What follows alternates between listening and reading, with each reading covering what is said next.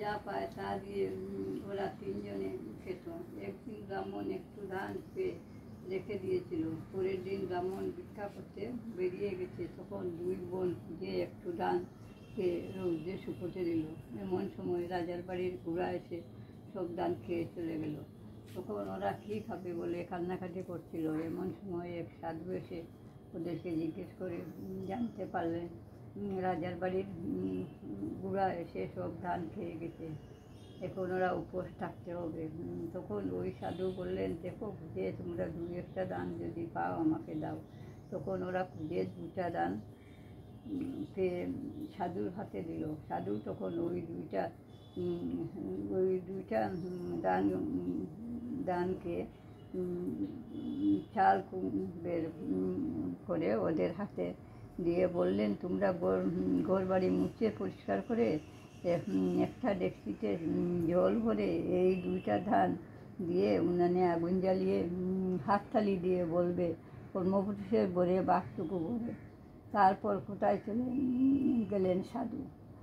দুই বোন তখন ঘর দরজা পরিষ্কার করে স্নান করে সাধুর কথা মতো হাঁড়িতে দুইটা চাল দিয়ে উনানে বসিয়ে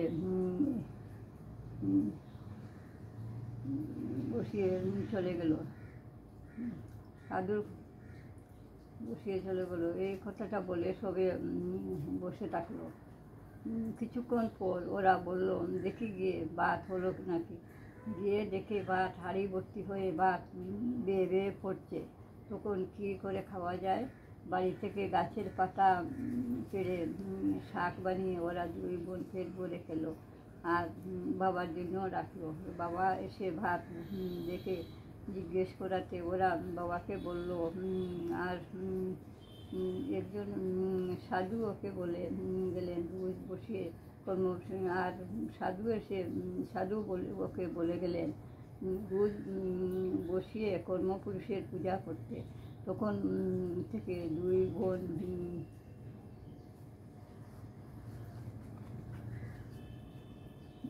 পূজা কথা মতো পূজা করতো। তারপর দিন ওর বাবা ভিক্ষা করে কিছু পেল না। পরের দিন কিছু না পেয়ে ব্যাগের মধ্যে মাটির চাকা ভরে নিয়ে লুকিয়ে রেখে দিল। পরের দিন বাবা চলে যাওয়ার পর ওরা বলল, বাবা কী করে কী এনেছিল দেখি, খুলে দেখে ব্যাগ ভর্তি সোনার চাকা। তা দিয়ে অনেক লোক ডাকিয়ে রাজার বাড়িতে নিয়ে গিয়ে ওরা অনেক মোহর পেয়ে এনে বাড়ি ঠিক করলো। লোক ডাকিয়ে বাড়ি ঠিক করলো। তখন বাবা বাড়িতে এসে বাড়ি চিনতে পারে নাই। তখন বাবার দেরি দেখে মেয়েরা বুঝলো যে বাবা বাড়ি চিনতে পারছে না। তখন রাস্তায় গিয়ে দাঁড়িয়ে বাবাকে দেখে বাড়িতে আনলো।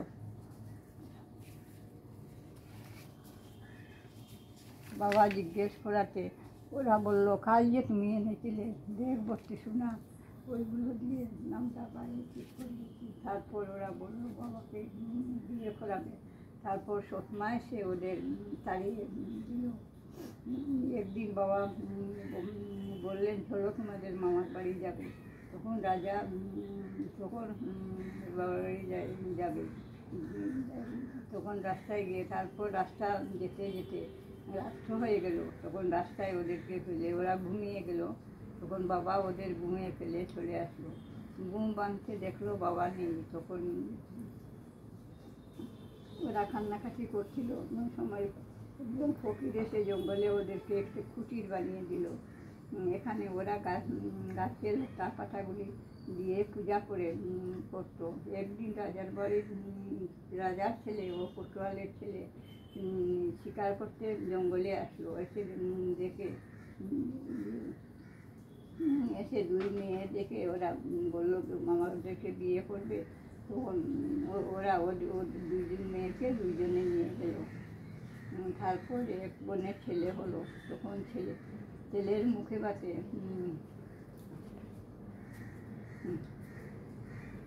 তারপর এক বোনের ছেলে হলো। তখন ছেলের মুখে পাশে সারা রাজ্যে ঢাক পিটিয়ে বলল, 1 ঝুড়ি মাটি ফেলবে আর 1 কোটি টাকা নেবে। তখন অনেক লোক এসে মাটি ফেলে বাড়ি নিয়ে গেল। মেয়ের মনে, আমার বাবাও নিশ্চয়ই আসবে। তখন চুপি চুপি দেখলো ওর বাবা আছে। তখন সে বলল ওই বুড়োকে বাড়ি নিয়ে আসতে। অবশেষে ওই বুড়োকে টাকা দিবে না, বাড়ি নিয়ে আসবে। ওই বুড়োকে বাড়ি এনে স্নান করিয়ে নতুন কাপড় পরিয়ে বলল, বাবা তুমি আমাদেরকে চিনেছ? তুমি যে জঙ্গলে ফেলে এসেছিলে আমাদেরকে।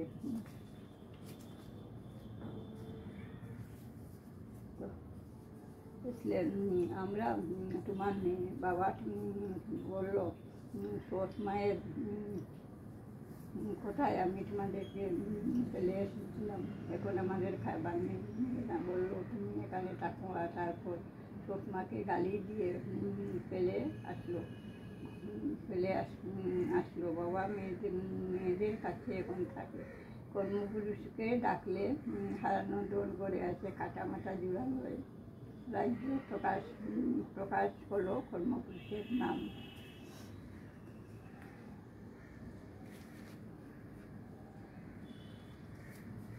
রিকার্ড